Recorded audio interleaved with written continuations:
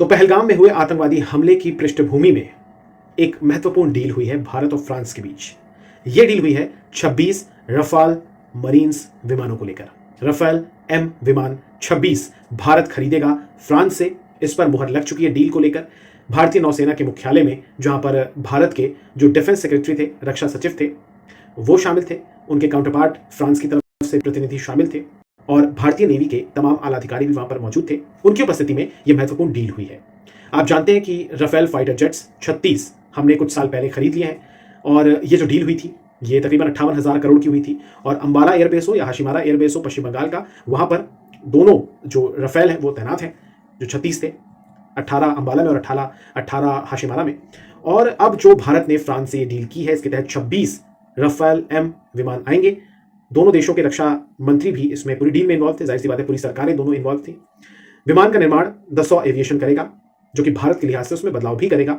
22 single seater और 4 double seater विमान भारत खरीदेगा। 26 इसमें टोटल है, 22 सिंगल सीटर और 4 डबल सीटर। इनकी अगर हम खासियतों की बात करें, 63,000 करोड़ के लगभग ये डील होगी। परमाणु बम दागने की इसमें क्षमता होगी। और अगर हम कुछ बात करें इसकी लंबाई, इसकी चौड़ाई की, तो चौड़ाई इसकी 10.80 मीटर है और ऊंचाई इसकी 5.34 मीटर है।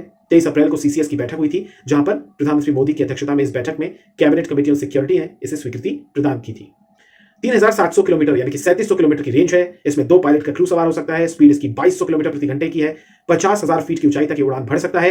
एंटी शिप स्ट्राइक भी कर सकता है। मिड एयर रिफ्यूलिंग यानी बीच हवा में फ्यूल भी ये भर सकता है। एडवांस रेडार टेक्नोलॉजी से लैस है। 9 टन हथियार तक ले जाने की इसमें क्षमता है। हवा से हवा में मार करने वाली जो जहाज रोधी स्कैल्प मिसाइल्स हैं, जो कि क्रूज मिसाइल से लंबी दूरी की, ये इससे सटीक प्रहार कर सकता है।